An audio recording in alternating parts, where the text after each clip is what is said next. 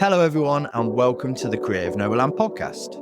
On this episode, we're joined by Executive Chef to the Stars and my friend, Mike Bullard. Mike is a chef that's already achieved huge amounts within his industry, starting at the bottom of the ladder as a pot washer and working his way up the ranks to chefing in multiple Michelin-star restaurants. He was the executive chef at a Premier League football club. He's created pop-ups as well as owned and ran his own restaurant. He's been shortlisted within the Chef of the Year competition and currently works as one of the executive chefs at a location so exclusive, cooking for the rich and famous that they've asked not to be named. Oh, and in his free time, he's a private chef for sports personalities and athletes like professional golfer Justin Rose. Not a bad resume for someone who originally got into chefing simply to earn a little bit of extra beer money for the weekends. In this episode, we discuss all of this and much more. Mike's journey to food becoming his passion, and that passion leading to exploring different flavours, cuisines, and experimenting with dishes to master his craft. We talk about dealing with the pressures and stress of working in a commercial kitchen, balancing running a business with the want to create the best culinary experience that you can, and whether cooking is an art, a science, or maybe a mix of both. Never afraid to try something new in order to learn and develop his passion, Mike's story is not only inspiring, but in some sections might make you a bit hungry. All I'm going to say is salted caramel chicken wings. So good. Anyway, let's get into it.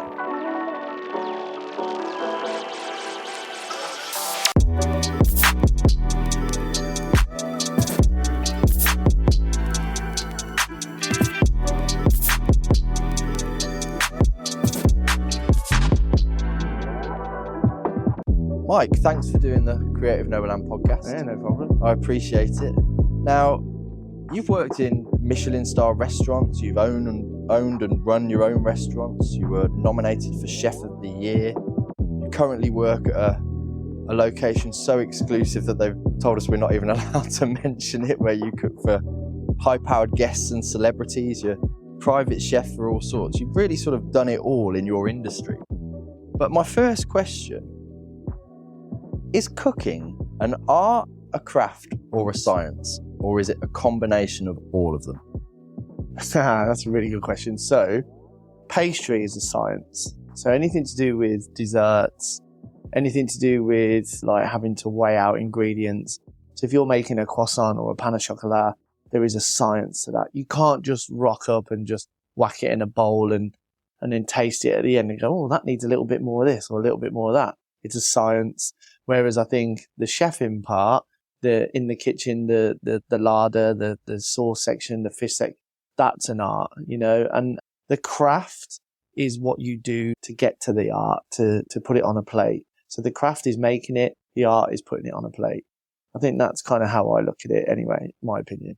And the pastry is definitely a science. I'm not a pastry chef. I can do pastry, but I know how frustrating it can be if you don't get the science right and it just comes out like a wet lettuce and you're like, God, I've just spent 2 hours making that and it's come out rubbish. Whereas other things you can adapt, you can add a bit more acidity, you can add a bit more sugar, you can add a bit more whatever it might be, and you can adjust it accordingly and you're like, oh, actually, yeah, that's all right. But with pastry, it doesn't work like that. It just fails. Yeah, just miserably. Oh, really? Yeah. And have you had a few moments like that? Oh, yeah, loads and loads, yeah. But that's part of learning, right? And that's part of kind of putting stuff together and going, oh, okay, that didn't work, And weirdly, I was making some madeleines the other day, which traditionally are sweet, but I made some savoury ones, and for some reason I just couldn't get the colour on them. And I tried. I spent most of my day just trying to get the right colour. I tried with spray, I tried with oil, I tried with no oil, I tried adjusting the temperature of the oven, I tried changing the fan on the oven, I tried everything. It just went on and on and on. And eventually I managed to do it. But that is the science part. You've just got to know it's 160 degrees, fan 3, 7 minutes, take it out, let it rest, don't take them out of the mold, leave them in the mold. And it's just, that's the science of it. And I think that's why I wanted to get you on, because there is creativity. Creativity, as we've said in the podcast before, is a lot of it is just problem solving. It sounds like in in certain situations like that, it's just problem solving. What have I done wrong that has meant that this hasn't risen? Or Yeah, I think being creative is the whole point of being a chef from my point of view, because you enjoy seeing someone enjoy your food. You enjoy putting dishes together that you take inspiration from in other places, in other restaurants or around the world, and go, oh, that's a really good idea. I'm going to do something similar, but I'm going to put a banana with it, or I'm going to put some foie gras with it, or I'm going to put some rabbit with it. And let's see how that changes. And let's see what dimension we can go to with changing the texture or the color or the flavor. And that's where the creativity comes in. But I think that's also why I asked about the sort of science of it, because you do have to balance flavors, right? Yeah, I think I'm probably, overshadowing it a little bit. There is obviously, if you make a really nice sauce, there is a method to it. And if you don't follow that method, you won't end up with the right product. So, for example, if you're making a sauce, you need veal bones. You need veal bones for the gelatin that's inside the bones to then thicken the sauce later on. So if you don't do that at the beginning, your sauce is going to be wet and not have the body and depth of flavor. So that's kind of where the science comes in. And is that something you learn as you're learning your skills as a chef? Yeah. And you learn different ways of doing things. There isn't just one set way of, if I was to make a red wine jus today, it doesn't mean to say that's the only way of making a red wine jus. Different restaurants, different places around the world will always make that red wine jus. You'll end up at the same similar end product, but they might do it slightly differently to get to that end product. There's no right or wrong way as such. Yeah. There might be just little twists here and there along the way. But that's, I guess, where the chef becomes the artist and the artisan to create those dishes and balance those flavors and go, ooh, by adding those little capers to this sauce, suddenly it adds that. Definitely, yeah. Okay, and as we said, you've done a lot in your career so far, but food was never really the passion for you, was it? When you were growing up, the passion for you was sport. Yeah. So what I'd like to do is go backwards and see how this story and this journey develops to where you are such a sort of a recognized chef, really. So talk to me about your first job in hospitality or the industry. Yeah, so first job was at Jefferson's. And Jefferson's was like an American bar and grill. And a friend of mine, when I was at school, I was probably 16, just in my last year of school.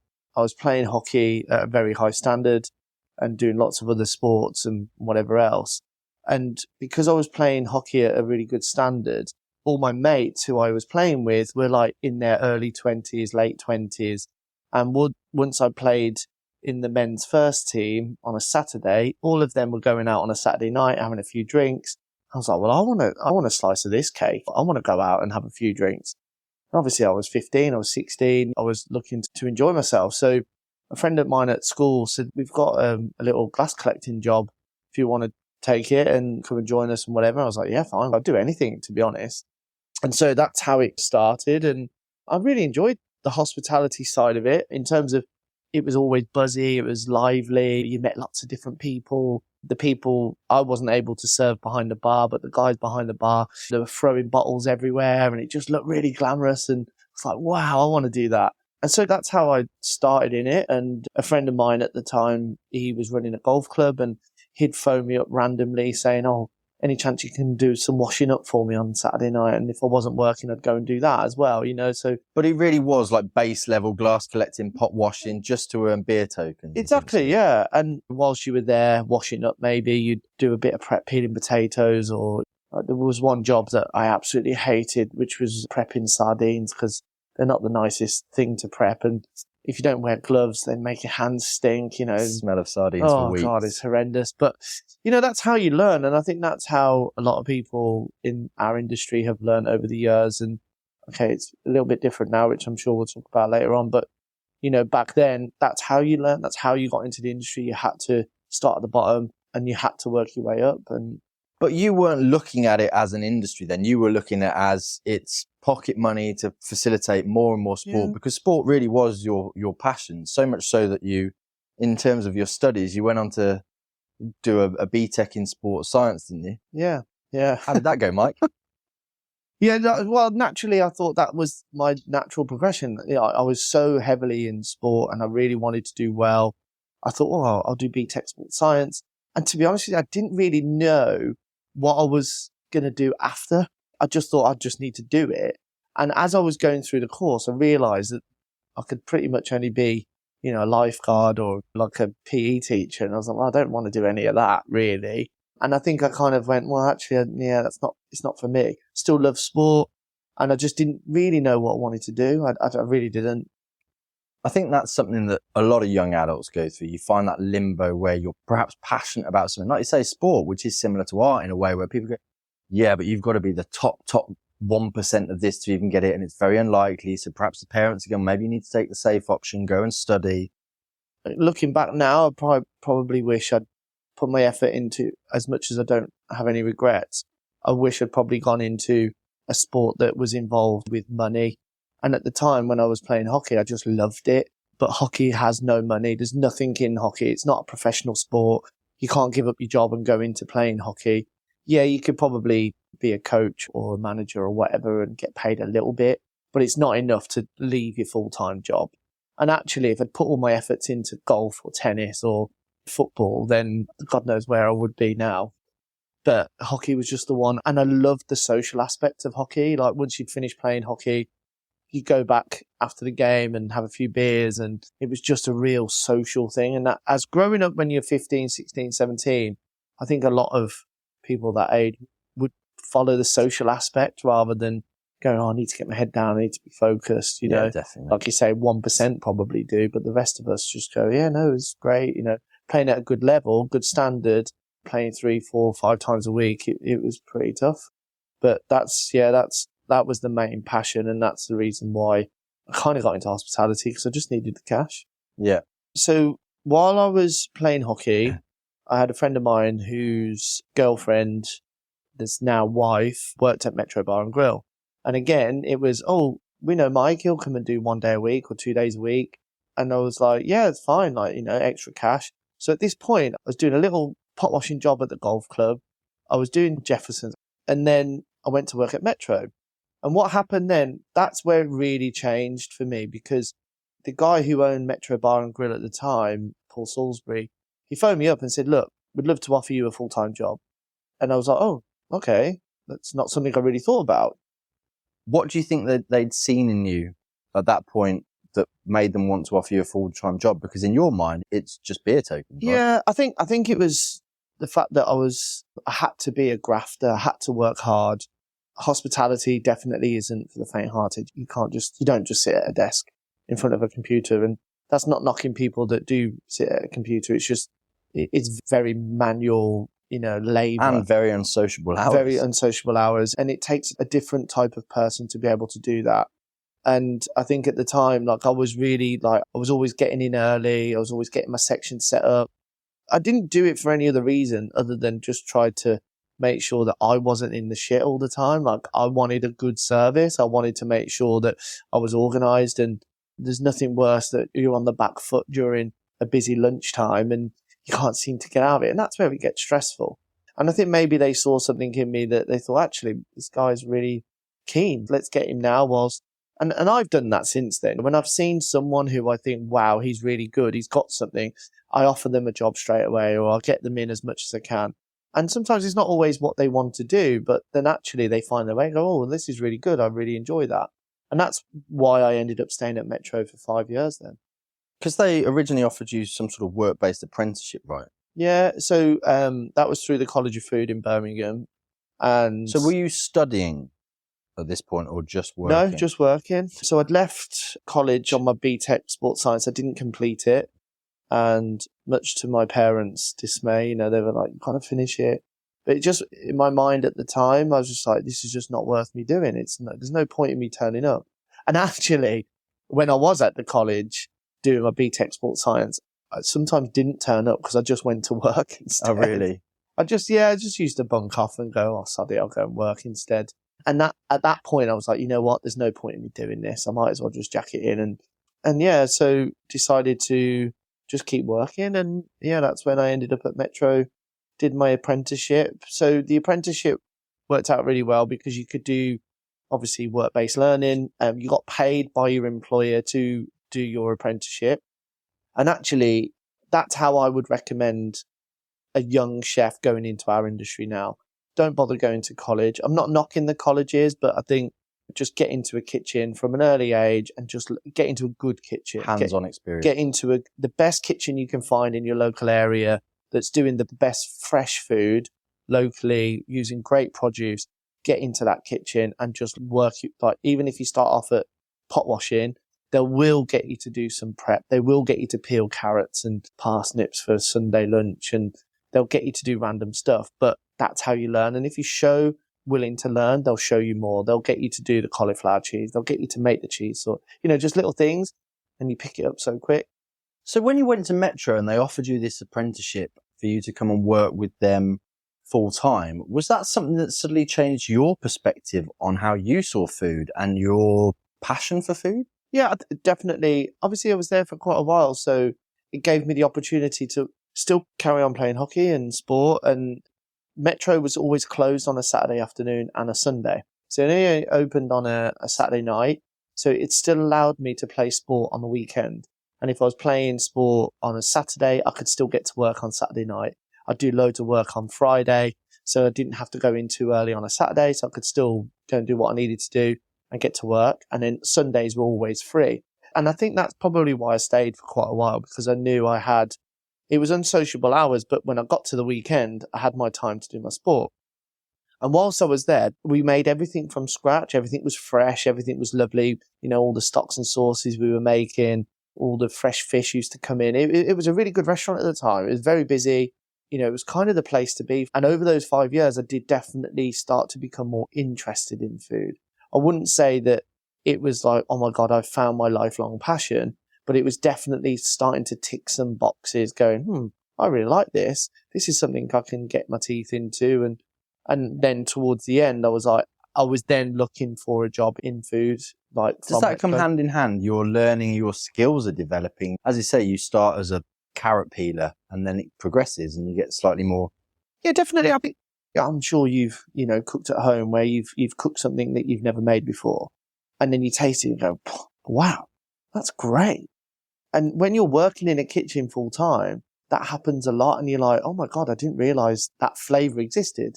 And I guess when I was a child and growing up, we didn't have a lot of money. We didn't really eat out. My mom would cook at home, and it would be very basic stuff: cottage pie, shepherd's pie, fish fingers, beans and chips, and just basic stuff really. So I guess when I was growing up, I wasn't open to finding all these new flavors. It was only when I got into the restaurant that I was able to taste things and go, wow, I've never experienced that before.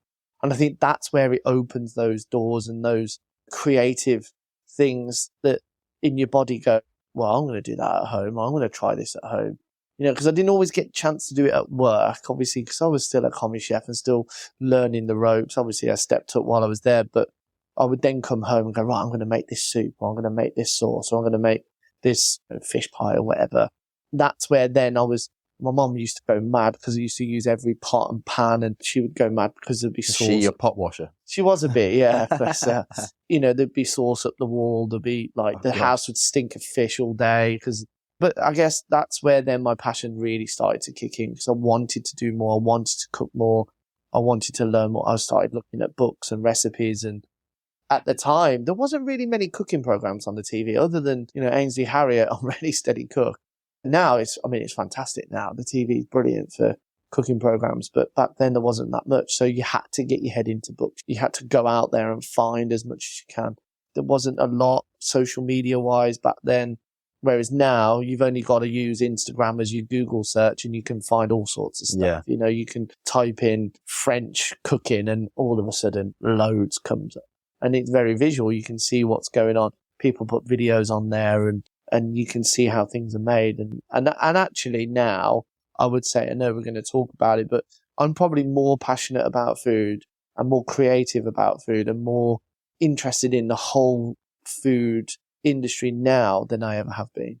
Is that just simply because of those things you're able to get more inputs, shall we say? We talk about inputs and a I lot. think you see a lot more now. So like you see how a whole Peking duck is made on Instagram and the skin looks like glass, and you're like, wow, I really want to do that. And I've had the opportunity to do it now. And I know exactly how it's done, and I've done it myself. I've done hundreds and hundreds of them. So that is a skill that I've had the fortunate position to be able to learn, all because I've seen it. I've seen it online, go, I want to do that. And you do it and you think, wow, that's great. But at Metro, those early days, like you're saying, there weren't those resources there for young chefs. You were having to look in recipe books and be inspired by, I guess, the chefs around you and the flavors around you. Yeah. So to what level did you get to at Metro, working presumably from pot washer up? And what was the reason why you left? So 5 years, obviously, is a very long time in our industry to stay in a place. Usually people stay 1 or 2 years and then they move on. And I think realistically, I probably should have moved probably after 2.5 years. But again, it goes back to that it gave me a good lifestyle to be able to play my sport.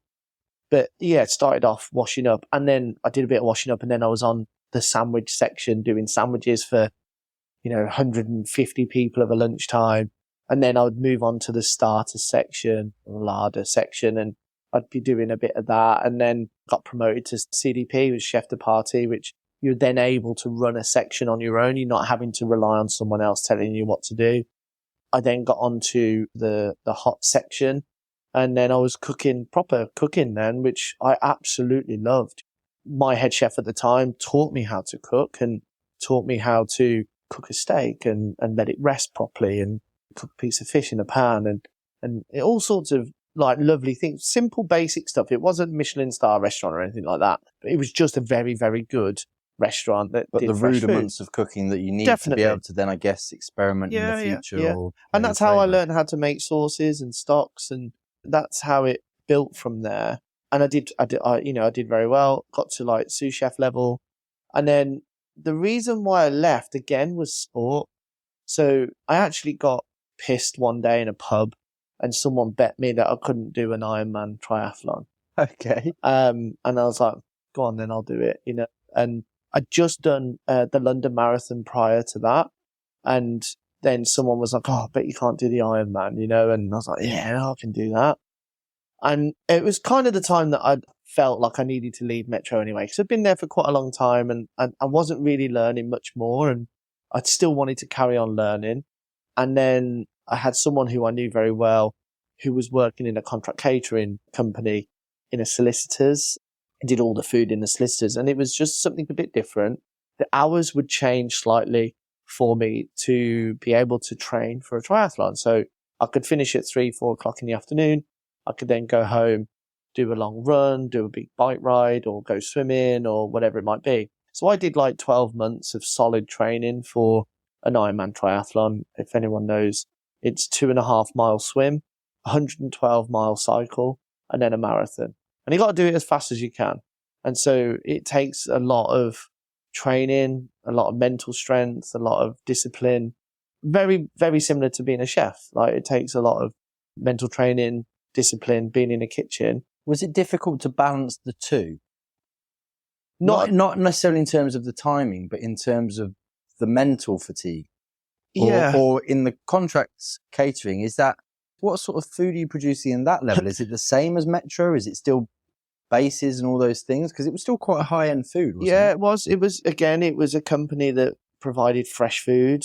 In the solicitors, they had a canteen area which would feed all the people that worked in the solicitors every lunchtime. And then each day they might have a special meeting that requires like a nice buffet, or they might have a completion meeting on a Friday, which they want a 5-course tasting menu. So it allowed us, whilst we were ticking over the canteen and making sure, again, all fresh food, really nice dishes going out, we would then, in the boardroom, if you like, would do a nice 5-course tasting menu. And we could write up the menu. There wasn't like a set menu or anything, which we had to do the same every time. We could write up a menu, and it allowed us to be a bit more creative with. You got that experimental time to go, actually, I'd like to do something a bit more like this. Definitely. And so it was almost like ticking both boxes. It was quite tough. If you went on a Wednesday, for example, like that would always be my long run day.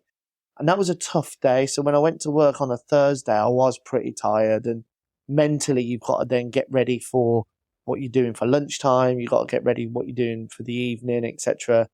And then a Thursday night would be my long open water swim night. And actually then on a Friday, I felt much better. Friday night would be like a little jog or whatever. And then Saturday, Sunday would be flat out. Big long ride down towards Banbury on the bikes and round the Cotswolds and then back up through Evesham back towards Moseley. So that was tough. But equally, I was still like very passionate about food. So at the weekends, I'd still cook. I'd cook at home, creating different dishes that I thought I could put on this 5-course tasting menu back at work. So, but you're 22 at this point and you're balancing the Ironman training. Was the work you're doing at the contract catering as intense as working in a, say, commercial kitchen? I think it's different intensity. So with the contract catering, there was like 2 or 3 chefs in the kitchen. So we still had a lot to do. We still had to focus on making sure everything was ready for lunchtime and making sure everything was ready for afternoon tea or the buffets or the dinners or whatever. Because there was only 3 of us. At Metro, there was like 10 of us. So it's a bit different when you got a few more pairs of hands. But in the contract caterers, there was only 2 or 3 of us on. So we still had a lot to do. It was still very pressurized. Any kitchen I don't think I've ever worked in a kitchen that hasn't been pressurized. I don't think there is many places out there that is like that. But it was definitely something that taught me a lot in terms of you got a lot of spinning plates with contract catering. So you've got lunchtime, you've got a buffet, you've got a tasting menu. You might have some sandwiches that need to go downstairs. There's lots of spinning plates. With a restaurant, you're on a section. You might be doing, say, the larder section. And all you're focusing on is 5 or 6 different dishes, and then you're just sending out the same. It's quite repetitive. Whereas with contract catering, you've got lots of spinning plates, lots of different buffets and all sorts of different things going out at the same time. So you've got to be really super organized. And I think that's what taught me a lot, is being super, super organized, making sure everything's ready the day before, getting loads of prep done, making sure that you're ready to rock and roll the next day and not leaving everything till the last minute. But you're still quite young at this point, only 22, which is quite a fast rise for a young chef. And it's at this point that you're approached by the Birmingham College of Food, right, to actually come and be some sort of teacher, lecturer? Yeah, so because I did my apprenticeship through the College of Food in Birmingham, one of the lecturers who used to come to see me at work, he then approached me and said, oh, what about coming to do 1 lesson a week or a couple of lessons a week teaching? It was actually culinary arts management. This is really strange. Culinary arts management, it's a degree. So they wanted me to go in and do one of the lessons. I think it was like on a Tuesday night or whatever it might be. And I had 16 students. They're in their 3rd year of their degree and they were on product development. So they would be in teams. There were 16 of them. They'd be in teams of 2. So it was 8. They all had a cuisine each. And this was brilliant for me because I learned so much. Really? So not only was I teaching and helping and guiding through their course, but I was also learning a lot about different cuisines. So each couple would do a cuisine. So whether it be Thai, whether it be Chinese, whether it be Romania, Poland, like it was loads of different things. And what they would do is they'd have to have 5 starters, 5 mains, 5 desserts, and they'd have to cook all of them as per the recipe that they found online or in a book. And then they would whittle them down to 2 starters, 2 mains, 2 desserts, and eventually 1 starter, 1 main, 1 dessert. But they had to develop those recipes to whatever style they wanted to be. So whether they wanted to have it in a gastropub or in a fine dining Michelin-star restaurant, they had to develop those recipes to the style that they needed. And I was like loving it. I was tasting all the food and I was like, how did you do that? Or have you thought about doing it this way? And they were like, oh, so it was a bit of a collaboration, really. It wasn't Bouncing ideas off each other. Yeah, it wasn't necessarily me just going, do this, do that, do the other. Because they're degree students, they're well educated. And I was there more just guiding them through it and going, oh, what about this? Or what about if you had a bit more acidity to that? And so I did really well, and then naturally they were like, oh, we've got this lesson that needs covering on a Tuesday morning. Would you be able to do it? And I was like, yeah, okay, yeah. And then gradually it turned into a full-time job then. Did you get any pushback from anyone, bearing in mind you were so young? Go, what's this youngster know about? Why is he teaching us? He's only 22. Yeah. We're all about the same age. Honestly, I didn't really. I think people did see me a bit older. Actually, I think because I played hockey when I was, 14, 15, 16 with adults. I think I naturally grew up a little bit quicker. So maybe my persona and my personality was a bit older than 22, perhaps more 30 because I grew up a bit quick. And also the life experiences you've had up to this point, where you've thrown yourself into the deep end and you're working in kitchens, and it's an adult environment, right? For the faint-hearted. So you spent 2 years then teaching, didn't you? Yeah, a couple of years. And I did from brand spanking new students that came into college from 16 years old to do their MBQ at the time, level 1 and level 2, level 3, all the way up to the BA and FDA students. So the students... What's FDA? So it's kind of like, like your A-levels kind of level. A lot of those students were overseas students, actually. So they would do 2 years of that before they go into their degree years. Because the College of Food then turned into a university. So they then got university status.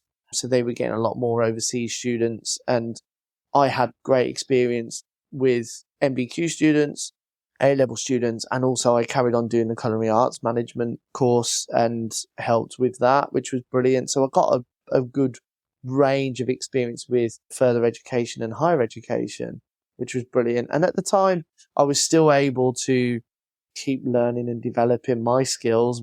What was really good is, getting an old textbook of classic dishes. And this is something that I probably missed out on up until this point, where coq au vin, for example, or I'm trying to think of really classic, like a dauphinoise potato. Yeah, but because that classic traditional French style, that's it, classic British style, there's a very much a base level of cooking school, wasn't there, at one point, where you get all those intricacies of the definitely. Arts. And I think when you're then, I don't remember the dish exactly, but it was something like a braised piece of beef with a sauce, and I'd never done it before. And I thought, this is a great opportunity. I've got to almost teach these guys how to do it, but I've never made it myself.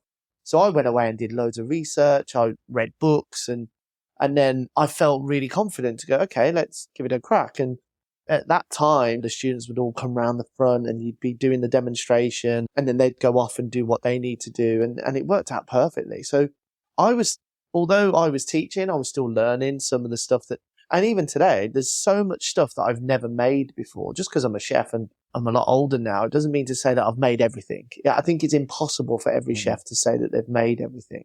And so I think it's great, that point of being able to make some real classics. One of the dishes was like a lamb reform, and it was like getting the best end of lamb. You had to bone it out. You had to get it all ready. Yeah, it's butchery as well as all of that, isn't it? And then a reform sauce, which... it's got ox tongue in it. It's got egg white. It's got beetroot. It's got lots of elements sounds into like it. a strange combination. But it's very classical, very French, very classical dish. So again, it was a perfect time. It was almost me going back to college and learning the old school classics while I'm getting paid to teach. It was great. It was really good. Brilliant. And did well and did some really cool things there. And through the College of Food, and obviously you now teaching and building, I'm guessing, quite a good reputation, opportunities came up for you to do consulting for other companies, didn't they? And the one I want to go specifically for is West Bromwich Albion Football Club. Yeah, so through the College of Food, there was one of the guys who was kind of like management at the college. He approached me and said that West Bromwich Albion had approached the College of Food for some help, really. And the College of Food did get companies like Mars, for example, would go to the College of Food and ask the lecturers or students to do some development work for them. Or it might be Nestle, or it might be there was a company called Majors who made stock powder and stock sauces. So that was quite good, to be fair. And so West Bromwich Albion had approached College of Food, and the College of Food then came to me and said, would you like to just go in one day a week and do a bit of consultancy, see what they're doing, see how they're doing it, maybe make some just suggestions of how they could change. And so, yeah, I now know from that the reason why I was asked to go and do that. And that's a story I love. So come on, Mike, tell that story. Why were you asked to go into West Brom Football Club? So basically, Delia Smith, who was the chairman at Norwich City at the time, she visited the boardroom with the West Brom chairman. So they both in the boardroom together. And I suppose we should say, for anyone that doesn't know who Delia Smith is, in the UK, she was a very famous cook, shall we say? Not necessarily a chef, but she made herself famous by cookbooks and TV shows. Yeah, she was very famous at the time. Before I got there, I think it was a week before or 2 weeks before, it was like a cup game, and she was served raw chicken in the boardroom. And she just really berated the West Brom chairman about how bad the food was. And I think he was like, right, that's it. Got to get this sorted out. And then obviously he probably spoke to someone else who spoke to someone else, and then they approached College Food. So my first game where I was kind of in charge, if you like, was against Norwich City again in the league. And I remember going in, and it was like a really big thing. I remember the chairman of West Brom at the time, he came into the kitchen, and I could just see panic on his face. He was like, we've got to, whatever you do, we have got to get this right. And yeah, we did like a 4-course, 5-course menu, whatever it was. And he said that she just sat in silence throughout the whole meal because she knew that it was really good. And the feedback that I got from other people in the room was like, it was exceptional, but she just stayed really quiet. And the chairman just kept on like looking over to her and almost waiting for her to say something, but she didn't. So that's kind of how it started, really. And then I think because I did a really good job at that point, the chairman was like, right, we've got to get this person in all the time. And that's when I then left the College of Food and then went and worked at West Bromwich Albion. You went into West Brom as a football club and basically rebuilt how the club operated around food, and were the executive chef for 3 seasons, was it? Yeah, so when I got there, a lot of places are like this back then and are now, where big catering places, they'll buy in a lot of stuff. They'll buy in everything they can and cook very little because they're cooking for like 2,000 or 3,000 people per match or, whatever. And it gets a bit lazy. It gets a bit like, God, we could do better. For the amount of people, the amount of chefs that we had on a week and for a match, you're just like, we could do much, much better here. So I started off really simple. So instead of buying powdered soups, we started making our own fresh soup. And then a friend of mine was a baker. I got him involved, and he'd come in and make all the bread rolls fresh every game. So he'd make 2,000 bread rolls every game. And he'd come in 2 days before. We just picked little things here and there, just go, right, let's focus on that. Tick that box. Once that's done, we can then move on to the next thing. And that's kind of how we did it.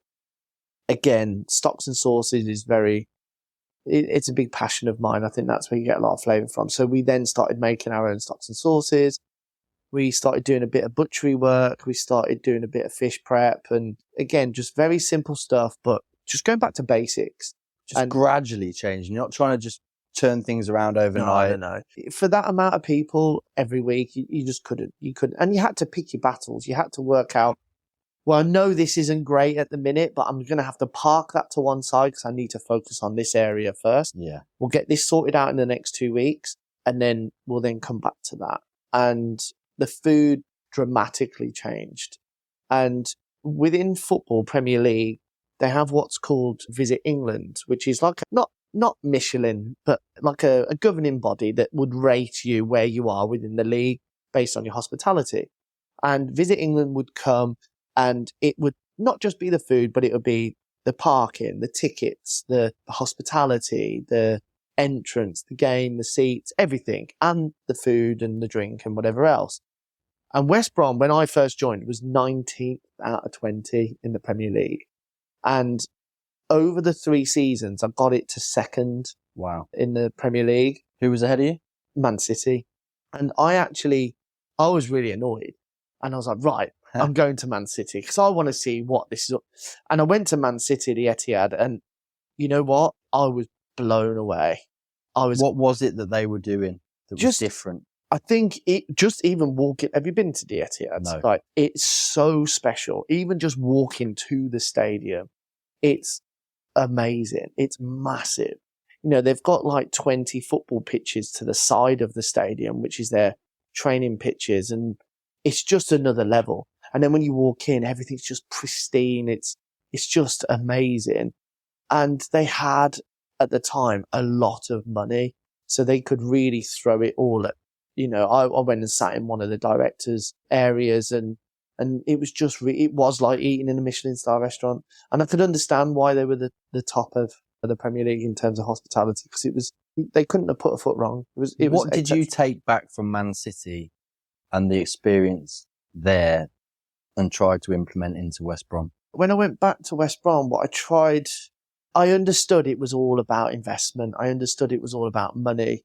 And with West Bromwich Albion, the chairman didn't want to spend a penny. So that means you're limited. You so I was can't get the best. I was at a point then where I'd changed all the food. I got everything to being fresh, really tasty. I did it all in all the areas.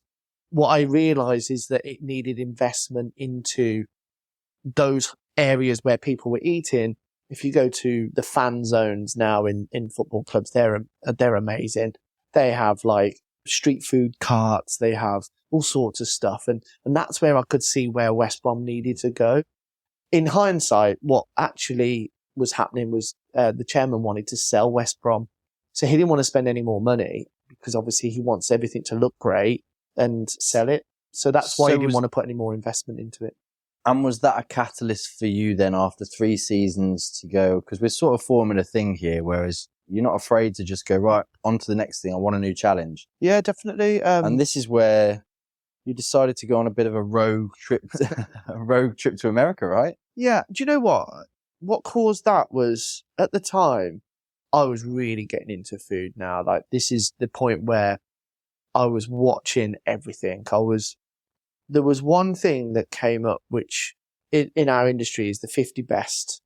And the 50 best is around the world, the 50 best restaurants. And there was a couple of restaurants in America that I saw on the awards. I watched the awards on my laptop and I saw these chefs going up to collect their award. And it was like, the 10th best restaurant in the world. I was like, oh my God, like I need to see this.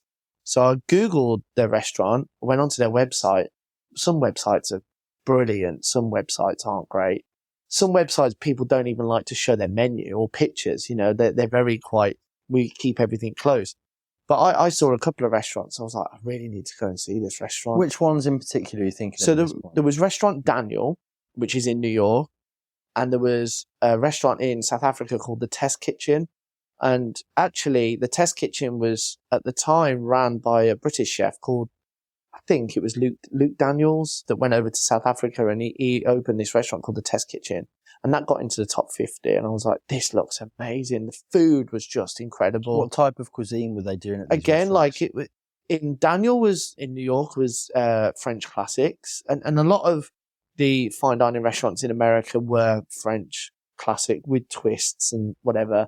And obviously with Luke in South Africa, he was doing modern British, but with a bit of a South African twist in South Africa.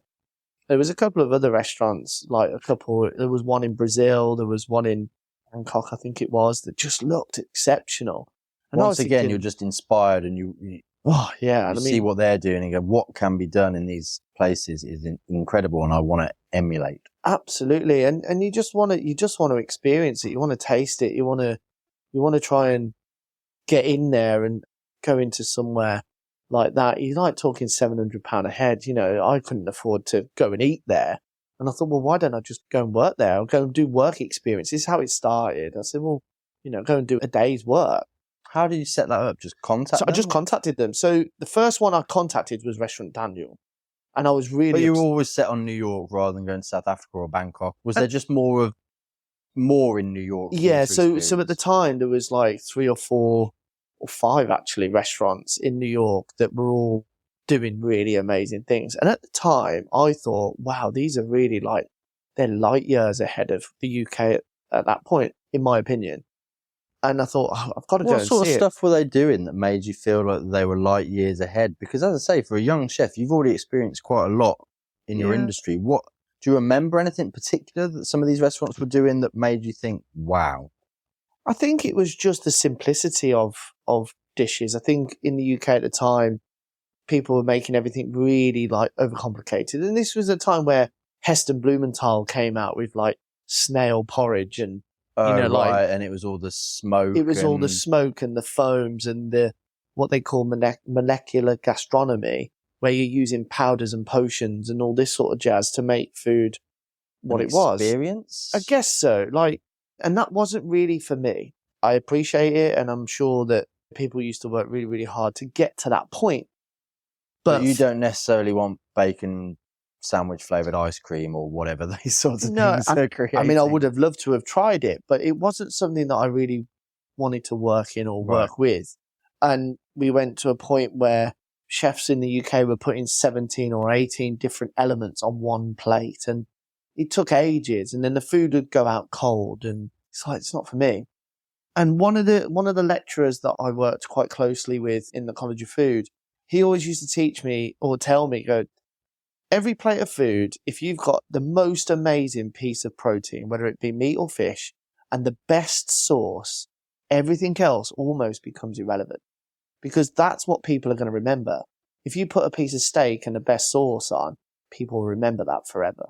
And that really sunk into me quite well. And when I looked at the stuff in America, that's what they were doing. They were doing really simplistic stuff, but using the best produce they could find. And I think it might have just been the timing of it. And I thought, wow, I've got to go and see that. I've really got to go and see that. So I contacted Restaurant Daniel. I really thought, God, imagine if I get there and do that. I thought. And they emailed me back within a couple of days saying, oh, I'm awfully sorry, but we only take people that have gone to the CIA, which is the Culinary Institute of America. You had to go to the CIA before you then came to work at Restaurant Daniel. And you had to do 3 or 4 years. Oh, and really? Then, yeah.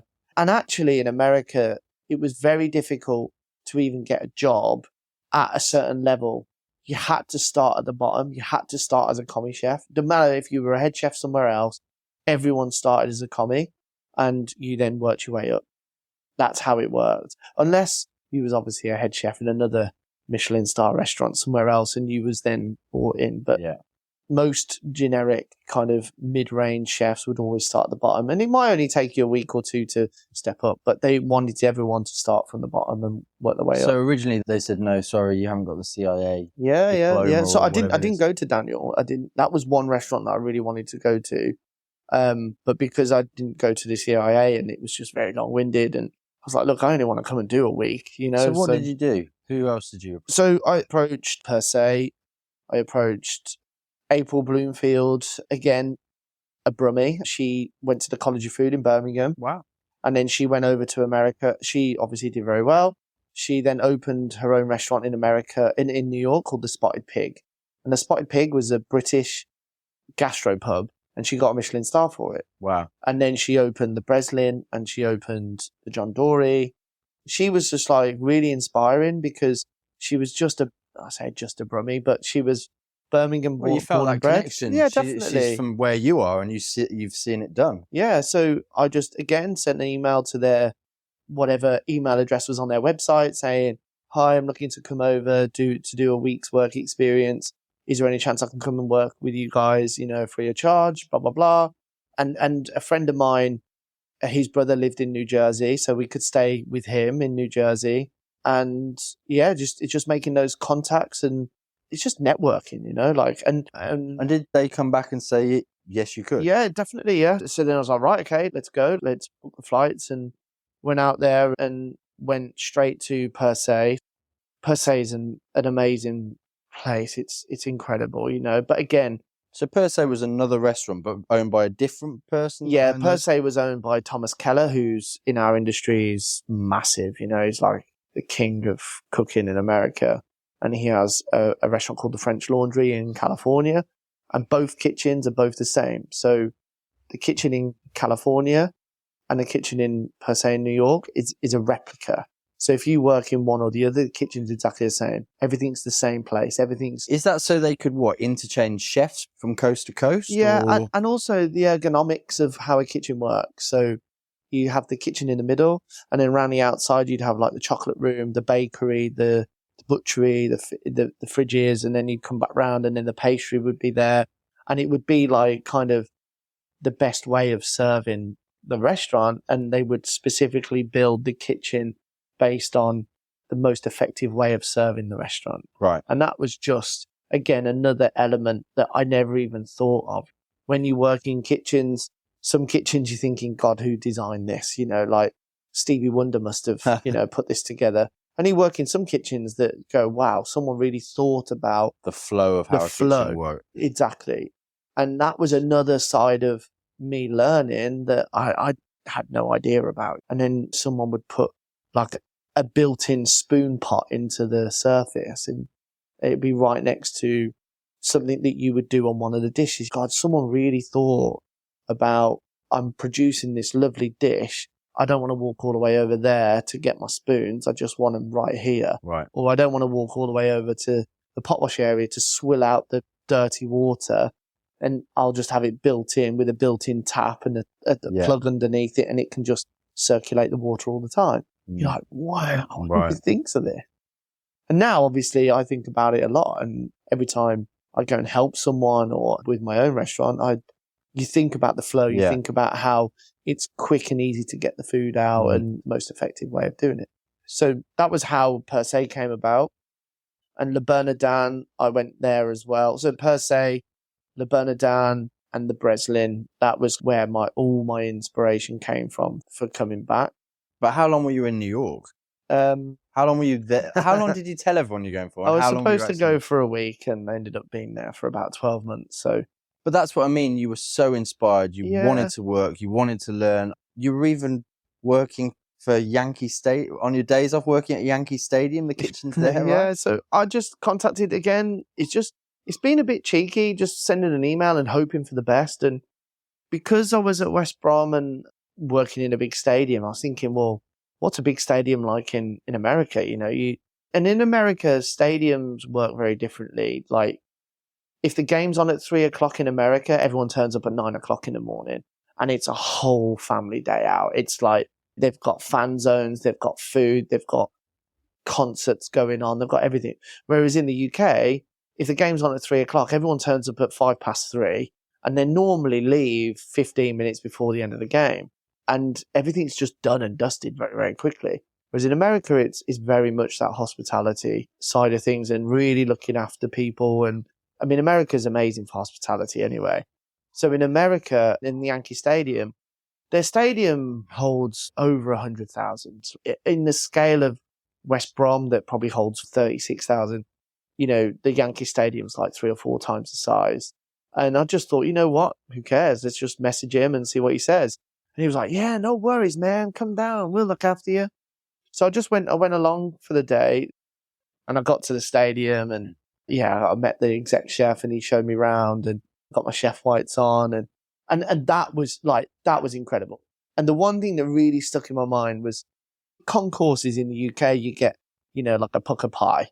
Whereas concourses in America, you'd have this massive glass front, and you'd have like fresh pasta being made. And then as you're queuing up, you can see the pasta being made, and then you can see it being rolled, and then you can see it being cut. Then you can see it being cooked. And then by the time you get to place your order, you're getting this fresh pasta with this beautiful short rib ragu and, Parmesan on top. And wow, you're like, oh my God, this is what hospitality's like. Just because you're going to watch a game doesn't mean to say that you need a pucker pie or you need, like bloody a greasy burger that no one dirty really, food. You know what I mean? It really opened my eyes. And their hospitality was just on another level compared to anywhere I've ever been. I think the closest now is Tottenham Hotspurs in this country. I'm glad you said that. Being a big Spurs fan. But I've not been to the Spurs ground, but I've been told. I mean, I've been a few times. It's exceptional. It's exceptional. Yeah. And with its own brewery. But the food is exceptional there. You see it. And weirdly, I'm going to do it again because I know someone who knows the exec chef at Tottenham Hotspurs. And I've asked him if he can put me in touch with him so I can go down and have a day. But this is what I mean. But even then, what was supposed to be a few weeks turned into 12 months of learning, getting inspired, experiencing all of these different sensations, flavors, environments, restaurants. And it really was, like you say, the Breslin, the John Dory restaurant, they were the things, the inspirations that almost pushed you to come back and go, right, I've filled myself full of inputs, but now I want to do something myself, right? Definitely. I think every chef will go through this point where they always want to open their own restaurant. They'll always want to do their own thing.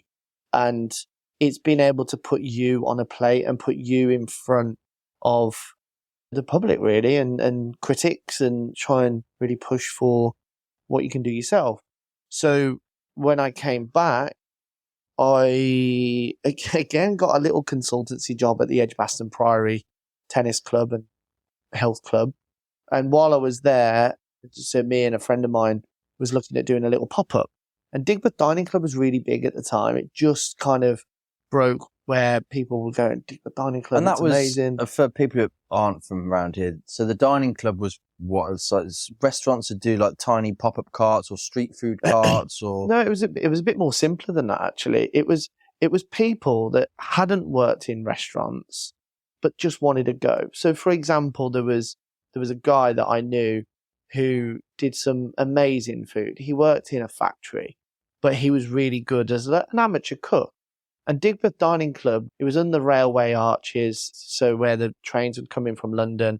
It was all done on gazebos and they'd have cooking stuff at the back, and they'd just be making, like pulled pork, burgers and loaded fries, like what we know street food to be now.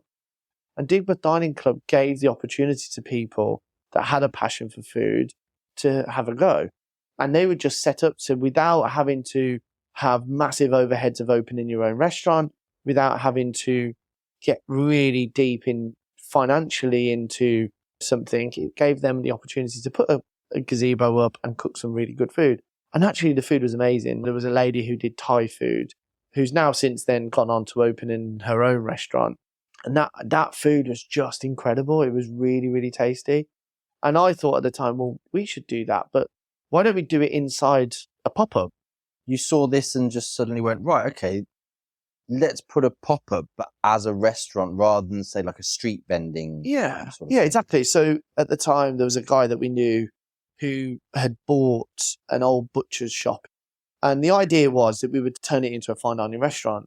But we said, well, while it's empty and we're getting planning permission and doing all that jazz and getting ready for it, why don't we just open it? Why don't we just make some pallet tables, beg, borrow and steal chairs? In fact, the first night we never had any tables and chairs. We just opened and we got a DJ in the corner, and it was real proper spit and sawdust. It was still the butcher's floor. It had a butcher's marble table with the mirrors, and like it had like a little canopy where they must have done like hot pork baps. And then you go through the back and they had the big walk-in fridge and freezer and prep area. It was so surreal, and actually like it was probably the coolest thing that we did ever, because it was just such off the cuff, like not planned. It was just like, well, why don't we do this next weekend? And we were like, okay, right, what do we need? And we just did it.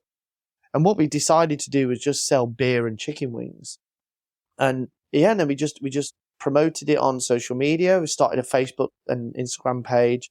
And we also got Tom Cullen, who owns I Choose Birmingham. Tom, he promoted it for us in his magazine. And when we say chicken wings, it wasn't just a standard chicken, was it? It was, go on then, tell us, what was the speciality chicken wings that you used to do? It started off as salted caramel chicken wings, and I think that's what Tom had put in his article on I Choose Birmingham. And he put salted caramel chicken wings, Saturday, 8th of March, whatever it was. We thought, oh, thanks, Tom, like, amazing. And we got ready and we did different flavours, obviously, and you'd come in, you'd place an order at the bar, you'd get a little, not a lottery ticket, Number ticket. Like ticket. A queuing ticket Yeah. sort of thing. Yeah. 89, whatever, 71. And you'd wait your turn, and then when they were ready, we would shout out 71, and you'd come up and collect your food. And these chicken wings were in just takeaway boxes, and it'd be different flavours. So salted caramel, which had like crispy bacon and honeycomb on the top. We did Frank's hot sauce. We did beer, because we had beer as well. We used leftover beer and made beer, honey, and like crispy onions. We did jalapeno and pineapple. We did some bizarre ones like lemon meringue pie chicken wings. Ooh. And it was honestly, we just did it. And Yeah. the more crazy we got with the flavors, the more people wanted more. But we always used to keep salted caramel, Frank's hot. I think we did like a smoky barbecue one as well. And then we'd always have 2 or 3 weird and wonderful flavors and promote it on social media. And then everyone would message us going, oh my God, like, can't wait for this. Like, it really created this like real interest. So the first night, we had no idea how many people were going to turn up. We ended up with a lot more people than we should have inside. And a friend of mine was there who is security at Birmingham Airport. I was like, Mark, please just stand on the door and stop people coming in because we're going to get in trouble here. Like, it was such a cool vibe. The DJ was playing local beer, like amazing chicken wings. It was just brilliant. But we had this massive queue, like going down Harborne High Street, waiting to get in. And we just didn't expect it at all. And I think that is really, a testament to Tom, because he promoted it for us, really, although we did a bit of. But also the fact that you've come up with these crazy flavours, the salty caramel, that's intriguing in itself. Yeah. And I'd want they to are taste Moorish. those. Yeah, they are Moorish. That kind of happened by accident, the salty caramel chicken wing. We didn't really plan that. It was just. How did it happen then? I actually think we were probably making a sticky toffee pudding at the time and a chicken wing fell into the sauce. Genuinely, I think it was, yeah. It was something like that. Or we were making sticky toffee because I'm a massive fan of sticky toffee pudding and we had some toffee sauce and it might have been we were trying different things and then we just got the toffee sauce. Oh, let's try that. Oh my God. Put a bit of salt. Oh my God, that tastes even better with more salt. And what was it? The salt and the sweet that It was nicely. It was definitely the salt and the sweet mix, because then we put loads of crispy bacon over the top, which was salty. And then we got honeycomb, which we then crushed and then sprinkled honeycomb over the top. So it was this really... we might have to stop the podcast and get to cook some of these. Blimey. It was really infectious. It was great. And that's where the name, and because of the fact that you were doing it out of an old butcher's shop, that's where the name The Butcher's Social came from, That's right? it, yeah, The Butcher's Social. We went over a few pints of what to call it, and the social butcher, the butcher's social. Oh God, it was, and we just kept on coming back to. Do you remember any social. of the really terrible names that you were thinking of calling it? Honestly, you blocked them from your mind. No, it was so long ago. I can't remember now, but it was the right time and the right place to do it. And because of that one night, we then went, oh, let's do another night. Let's see if it wasn't just a fluke, or if it was a fluke, or whatever. And then it was, again, just as popular. And we were like, wow, we might have something here. So I think the week after, we then did a double whammy. We said, right, let's do Saturday, and then we'll do like a Sunday brunch. So we said, let's just open Sunday. And this was when we then introduced the tables and the chair. We got a load of chairs off eBay. And we started to set it up more like where you could come in and sit down. Sit down rather than just grab and pick. Yeah. But we just literally begged, borrow and stole it. I think overall it cost us like $1,000 to set it all up properly. And that included getting our like health and safety in place and all that. Because this is where it sort of fell apart in those sense of the pop-up, wasn't it? You said it's a really complicated process of temporary event license, the health and safety, all those things. Restrictions on numbers of people who can come in. So is that how the Butcher's Social then developed and changed into its very own restaurant? Yeah, I think what we did was we realised that if we're gonna, you've got a duty of care to people, and I think if you're gonna allow 200 people in, you've got to be safe, right? And if something ever happened, we would have been in like a serious amount of trouble. And yeah, we were quite cheeky by doing it the first couple of times, but then we realised actually we need to do this properly. So we needed a proper alcohol license. We needed to be safe. We needed to have fire extinguishers. We needed to just do things properly. So we put a bit of investment into it off the back of what we made over the couple of weekends that we did. And then we decided, well, we're going to put all this in. So let's open Thursday, Friday, Saturday, Sunday. And that's how it developed into opening a little bit more. And people were like messaging on a Monday going, what's the menu this week? Because we'd always change the menu and we'd just do random different things. We'd do short rib on a crumpet with coffee and onion glaze. Like it was so random, but it worked. And that's where all our experimental stuff really played a good part. We come up with I've probably got some menus and some bits and bobs for you to have a look at. Yeah, because we used to write up the menu on a chalkboard. And we used to then take a picture of the chalkboard and then upload it onto social media. And then people could read what they could have. So when we open on Thursday, people go, oh God, I've got to go for that. I've got to go for that. I've got to try the lemon meringue pie chicken wing. Yeah. So that's how it happened. And then we ended up doing it for 9 months. Wow. So what was the catalyst then that changed that from being this cool, buzzy pop-up? What made you decide to take that and develop into, was it just your passion on wanting a proper restaurant? Yeah. So basically, me and Jamie, was a friend of mine at the time and a very good chef. We both wanted to do this proper restaurant. And I think at the time, we probably not really spoke about it, but I think at the time we both had slightly different ideas of what we wanted the restaurant to be. He then opened Harborne Kitchen, which is still open now. It's a very successful restaurant in the place that the Butcher's Social used to be in. So I wanted to then find a venue for the Butcher's Social. And I just fell in love with the Butcher's. I fell in love with the relaxed atmosphere. I fell in love with the food being quite, let's just write a menu and go for it. Whereas Harborne Kitchen is very much a fine dining restaurant.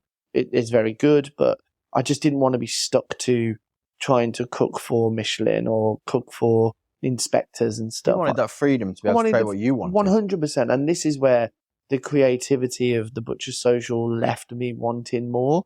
And although it was only for a very short period of time, I knew that it was the right thing to do to open the Butcher's Social somewhere else. And so we found a venue and it just felt right. And yeah, opened the Butcher's Social in Henley and Arden. And that was something that you did hugely successful. You ran that for 5 years, recognised within the Midland Food and Drink Awards. You were recognised by the Times as one of the top 30 restaurants to have a Sunday lunch at. And at this point, I'm guessing, as well as your passion for food, again, you're learning more about the business side. It's more on your terms. You're opening this restaurant. Yeah, you've got business partners and things like that. But that's a learning experience in itself as well, surely. Yeah, it's a massive baptism of fire. Because if you've never done it, you've got to learn really quickly. You've really got to know your stuff. Even though you had so much experience within restaurants, industry, cuisine, different countries where you'd done work experience, would you still say you were a little naive going into it? Oh, 100%. I think I had this confidence about me to just go, yeah, I'll do that. No problem. Easy. And I think because you think that the food side of things is easy, I think you underestimate how hard it is to actually employ people, to think about pensions. Run it as a business. Yeah, I think you're more involved in, I want to create the most amazing food, but sometimes you go, well, hang on, we haven't got the overheads or the budget to spend on that produce. We have to do this. Like the day-to-day running of a restaurant, a business like that must be difficult. It is very difficult. And it's very, it's almost like banging two heads together. Because one head wants to spend all this money on really nice produce and make the food amazing and get lovely plates and cutlery and crockery and glassware. And then the other head here is going, oh my God, one of the runners has just smashed a £20 glass. Well, I can't afford to keep buying wine glasses at £20 each. What do I do? How do I find cheaper glasses but that don't look crap? And so you're always constantly banging these two heads together because you want this amazing... You want the quality, but in some respects you have to trade it off in... 100%, and in the end, don't tell anyone, but I ended up buying the wine glasses from IKEA because they were £1.50 each. And because, although if I was washing up, I'd take care of those glasses that were expensive, you can't always expect everyone else to do that. So when you heard a wine glass smash that was only £1.50, you didn't hurt as much as knowing it was 20 quid. Exactly. And that's where learning. Yeah. And then you'd see these beautiful plates that were like £50 each. And you go, nah, can't do that. I've got to start thinking outside the box. And again, your creativity kicks in going, okay, I can't afford these plates, but what else can I do? What else can I use? How else can I present this food in the most amazing way without spending 50 quid a plate? So that was tough. A massive learning curve. I remember the first day that we opened, really dead excited, couldn't wait, and then forgot to put money in the till as a float. So someone came up, first person, £10 note, bought a pint, had no change in the till. I had to run down to the co-op to get some change. Oh dear. But that was all part of learning. That was all part of, understanding how to open a restaurant, how to run a restaurant. What do you think's the biggest thing that you did learn from that time about not food and the preparation, because you're already very experienced in that, about the business? If you could pinpoint from one thing, what was the key takeaway from that 5 years that you took away about running your creativity as a chef, as a business? I think at the time it was how to manage people and how to treat people slightly differently. We've spoken like this before as well, because obviously your passion is food and you want the whole experience to be around that. But you had problems with waiting staff that are only there for a summer and they're not as invested in it as you are, and they're not looking at it as, no, you really need to sell the fact that this is an artisan product, that we've used the finest bits of this, the finest, and they're like, oh yeah, but I just want to earn my hourly rate and go out. Yeah, in the UK, hospitality is not seen as a career like it is in other countries. So you're only as good as a team that you've got around you. And I was obviously very passionate about food. I didn't come across in the nicest way at times previously.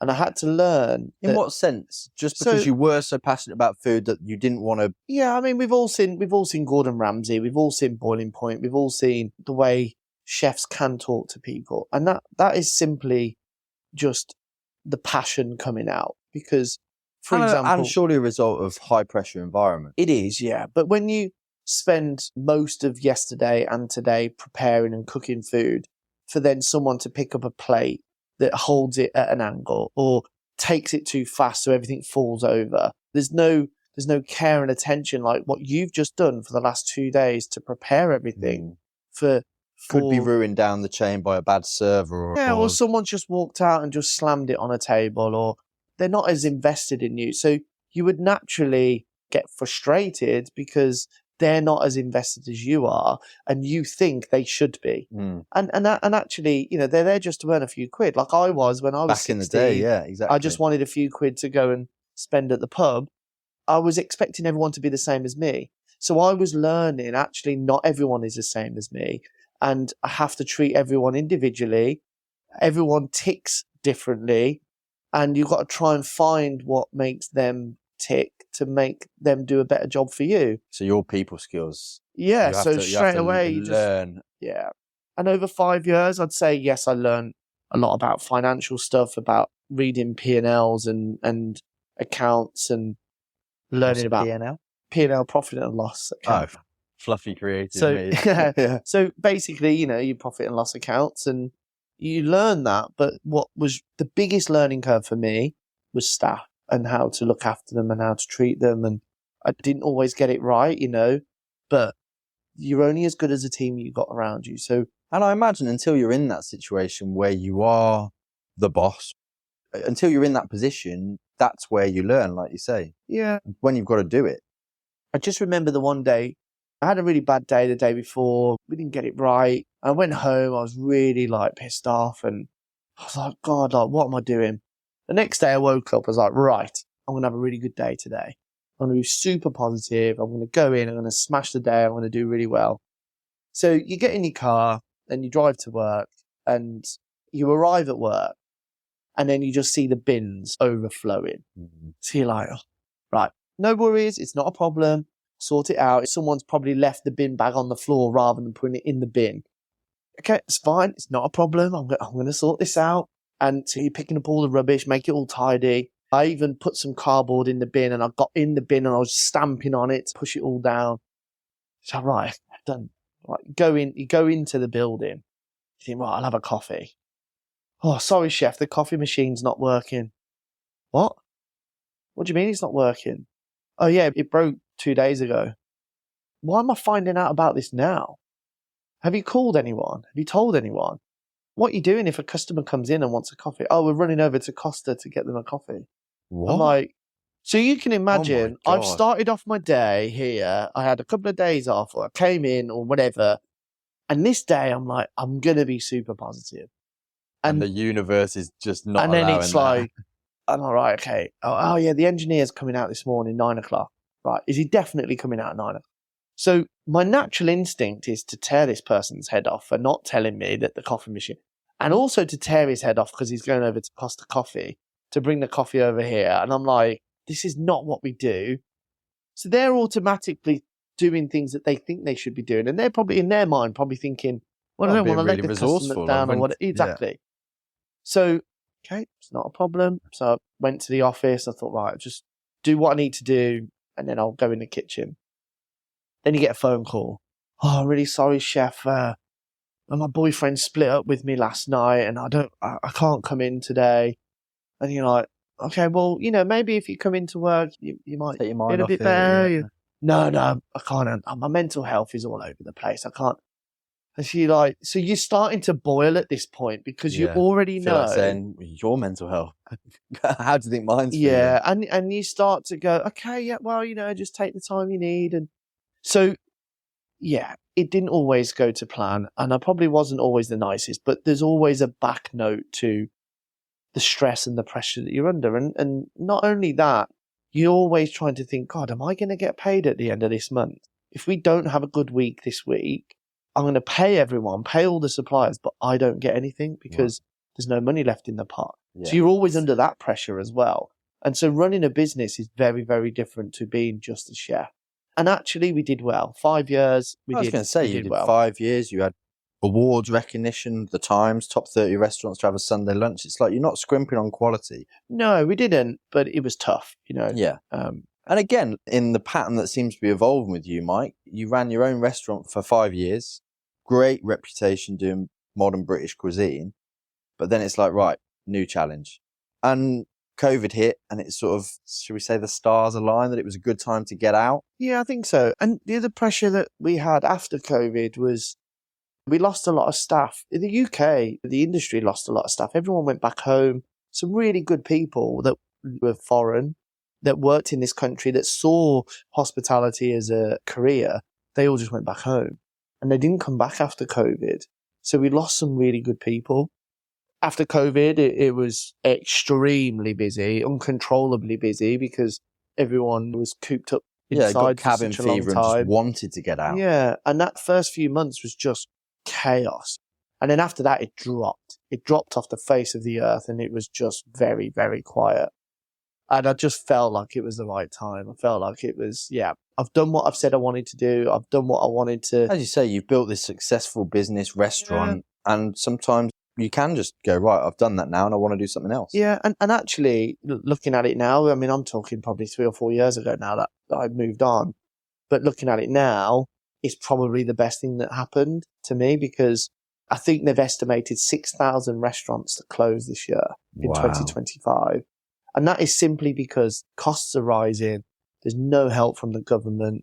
We're not going to get into the political side of it today, but it is a nightmare to even think about running a restaurant now. And that must be tough for anyone who's got as much passion about food and hospitality, say, as you have. What sort of future are they seeing? That's not a question I want you to ask. I'm just throwing it out there, spitballing. Yeah. If that's the situation in their industry, someone who's got so much passion about food and cooking and creating beautiful cuisine, doesn't leave them with much hope or much aspiration. No. So like you say, perhaps a good time for you to get out. It was and it sounds time. Like from just what I'm hearing, that business side, the coffee machine, the rubbish, the staffing, the man management, all that stuff, you're slowly losing your passion for food a little bit, and it's all not losing it, but it's been overtaken by the management, the business side of things, making sure the business is profitable. Are we getting the right suppliers? Have they delivered this? It must be a lot.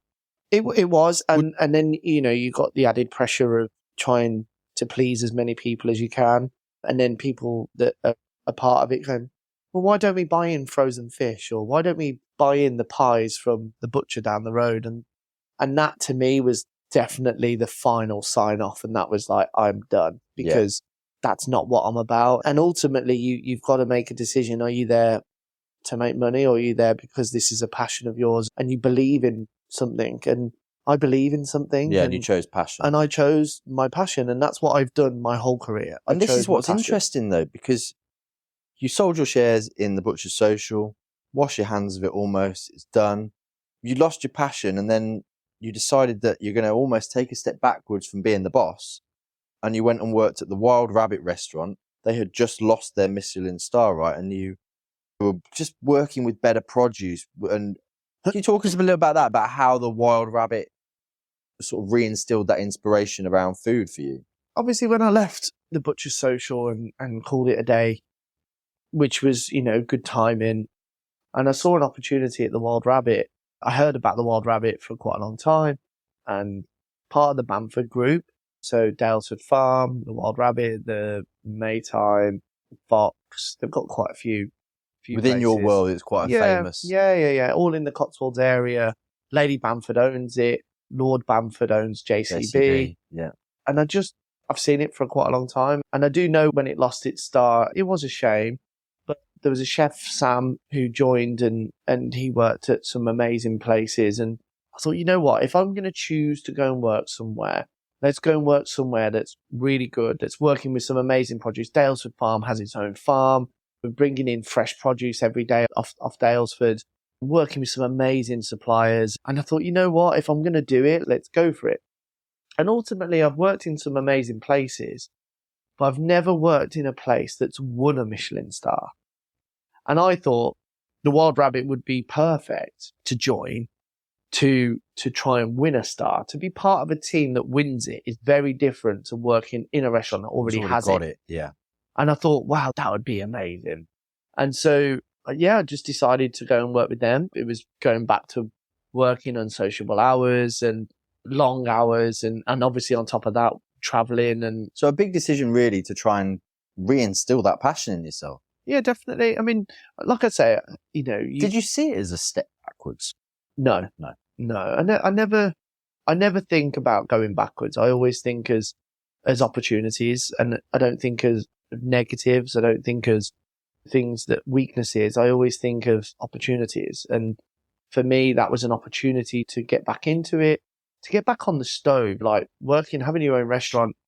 You do lose a lot of, like, you cook in a little bit, but you're being taken away constantly to fix the plumbing or do the pension or do the VAT return or whatever. And you lose focus. So my focus wanted to be back into on the stove, cooking good food, producing good food, and being part of a team that wanted to win a star back. I was there for only a short period of time. I loved it. I thought it was great. I got my passion back. And then obviously I was approached by someone else.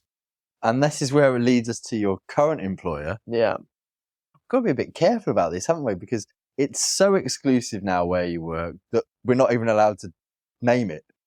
And it's somewhere that shall not be named. But it's an establishment that's got multiple restaurants, different styles. You cater to celebrities, pop stars, high-powered business people. It's very, very exclusive. As I say, we can't even name it. And they headhunted you, right? Yeah. From the Wild Rabbit. Yeah, so I just had a random message saying, we've got this that's coming up. Would you like to be part of it? And I was like, yeah, why not? That sounds amazing. And ultimately, because I'd got my passion back, I could see while I was at the Wild Rabbit that there was certain things missing that I thought, they're not going to win their star back. And I'm not going to go into too much detail. It was a fantastic place, but just my gut feeling was that it's not going to get it. And I didn't want to carry on staying there and not necessarily wasting my time, but I just thought, am I going to carry on learning? Am I going to get where I want to be? Or do I take this other opportunity? You seem like someone that wants to develop and wants to learn and wants to grow constantly and wants to be moving on to the next thing. Yeah, so going to my new employer, I've been there for 2 years and I oversee pretty much most of the catering there. Yeah, you're one of the executive chefs at the establishment that shall not be named, which sounds so funny and people are probably thinking like, why? Yeah. But it is so exclusive, isn't it? It is. And whilst, I still I kind of put that to one side. I still love cooking. I love being involved, and I'm involved heavily with menus and development and each outlet. So we've got Japanese, Chinese, we've got classic French brasserie. There's lots of different, all within the same. I would say complex. Complex, yeah. And I've just loved every minute of learning a different style of outlet. Like, I've always worked in small independent restaurants, and to do my first big corporate place is nuts, because not only are you learning different cuisines again, you're also learning how a big corporate company operates. This is where you were learning the things, like you said, how to prepare the Peking duck, isn't it? And so the Peking duck, some really intricate dim sum I just think all of it is fantastic. Yeah. And I'll go in and spend a day with the Chinese chefs. I'll go in and spend a day over at one of the other restaurants. that's all cooking on open fire and have a little Like we play said, in that there. continued learning and developing your skill set. As a result of that, you were nominated as a National Chef of the Year, right? Yeah, so I was nominated as National Chef of the Year. Got through to the final stages. Didn't quite make it to the final, which was a shame. Weirdly, I had another email this week to enter in again to What was go the for it again. criteria for that competition? Did you have to design a menu or a dish? So you have to design a 3-course menu. Usually it's a sustainable fish starter or shellfish starter. The main course using New Zealand lamb, for example, or They gave you the whatever. criteria. They give you a criteria, so fish starter, lamb main, and then you can do it and interpret that however. yeah, and then I think the dessert at the time was a chocolate dessert using a savoury twist. So you would then write a menu, you'd have to do methods, you'd have to do recipes, you'd have to do pictures of each dish, and then you submit all of that to the panel. And then they take everything into consideration, and then they shortlist you, which I got shortlisted, and then I had to do the video, and then you get shortlisted again into the final 10. Wow. So out of like hundreds of people, I got into the top 20 probably. Yeah. Then shortlisted the final 10 that did a cook-off in London. That's amazing. Has that been something that's important to you, that quest for sort of, I don't want to call it accolades or awards or...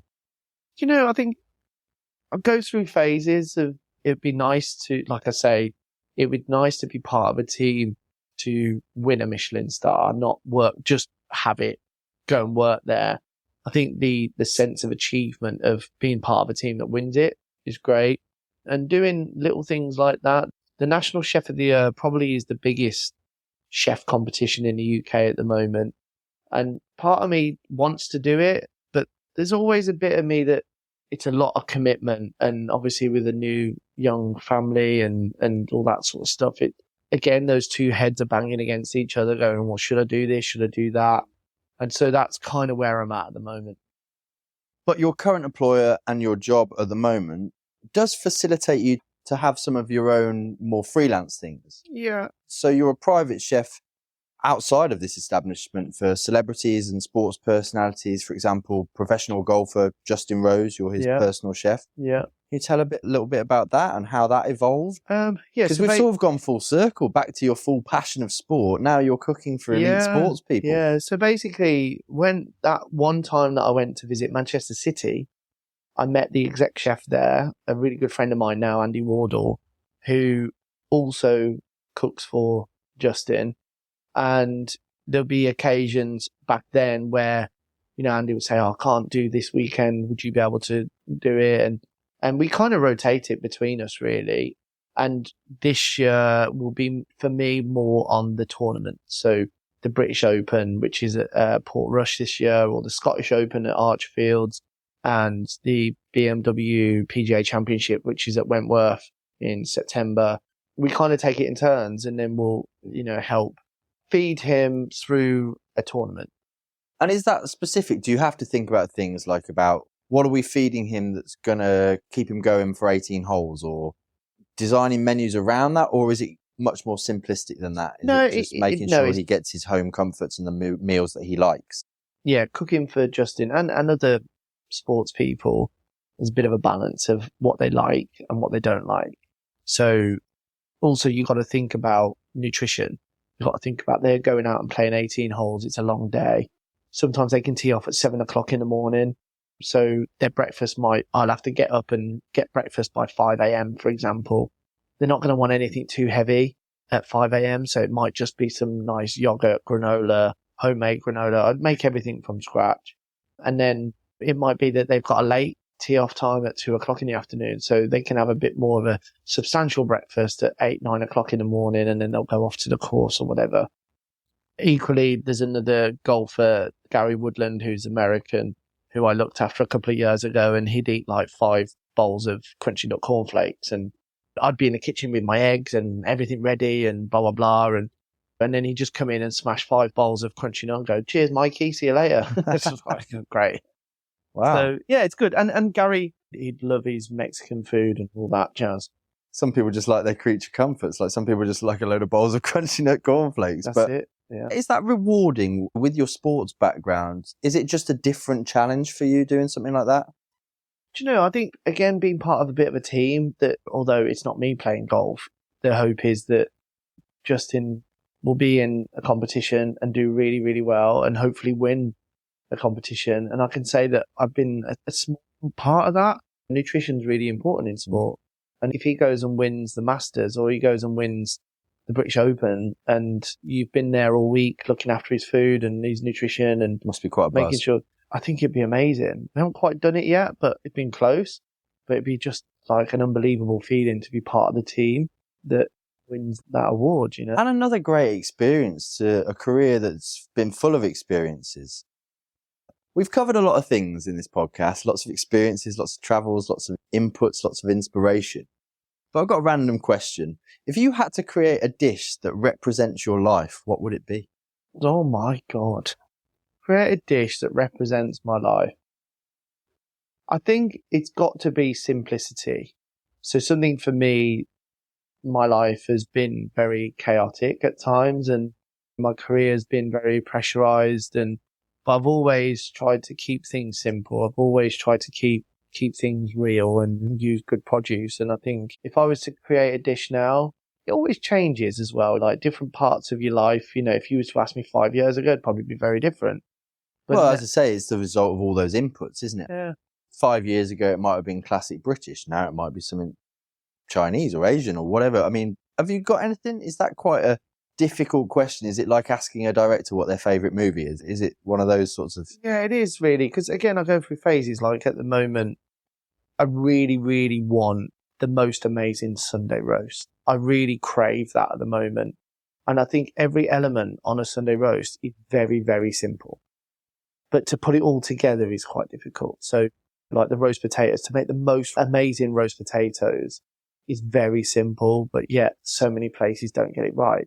To get the gravy right, get it perfect is very simple, but so many places get it wrong. And I think Sunday roast is definitely is one for me, yeah.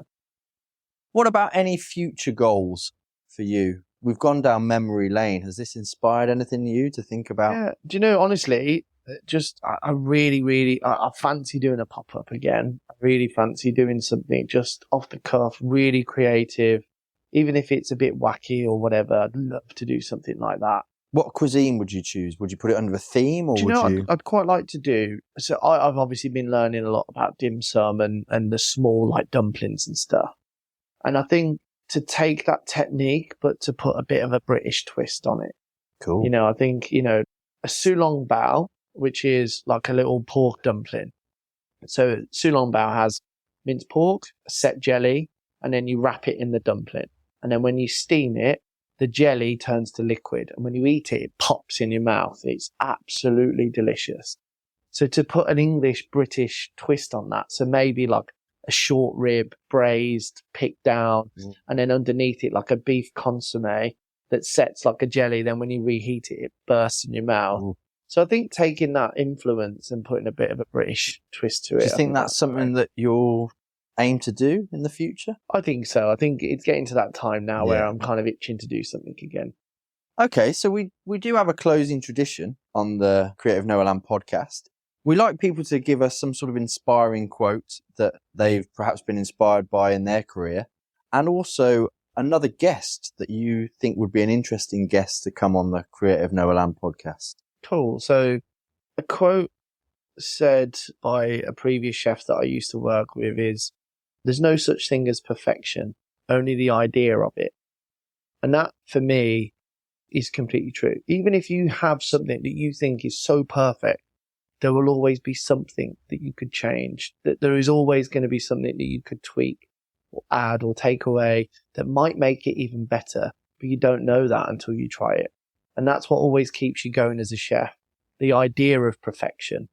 And the idea of perfection is what keeps you driven. So yeah. Cool. And what about another guest? So this is a bit left field, and I think I said to you before, but a really good friend of mine, Caroline Robinson, she is in the world of acupuncture and the elements, and Holistic sort of. Holistics. And she is very, very, very good at what she does. And what she'll do is she'll kind of look at you as a person and try and work out ways of making you feel better. And that in itself is quite creative to think about, okay, well, you might have anxiety, you might have health issues, you might be struggling to get pregnant or whatever. And then she'll come up with a way of how to help you. It goes back into really ancient Chinese medicine of how acupuncture or different holistical methods work to help people. And I think she's done an amazing job, and I think she deserves a bit of credit. Cool. Hopefully you can do something with Well, her. I mean, as I say, Very different. we're always interested to just have interesting and inspiring people on. And She's very inspiring. Cool. Definitely. Perfect. Well, Mike, I just want to say a massive thank you. And once again, hopefully, we spoke a little bit about a new family. Hopefully your boys and your 2-week-old new little boy with my dear friend Grace, Louis George, will be able to listen to this and go, oh, that's my dad. And that's how he did this. So once again, mate, thank you ever so much for doing this. You've been an absolute star. Appreciate it. Thank you. Thank you for listening to the Creative Noah podcast. If you found anything inspiring or useful in this episode, please consider subscribing or maybe sharing the episode with a friend. Anything you can do to help promote and support Creative Noah is so beneficial, and I really appreciate it. Check out the website and sign up to the newsletter to be the first to know of everything that's going on here in Creative Noah. Thanks again for listening, and until next time, explore, inspire, and create. Better to have a short life that is full of what you like doing than a long life spent in a miserable way. And so, therefore, it's so important to consider this question: what do I desire?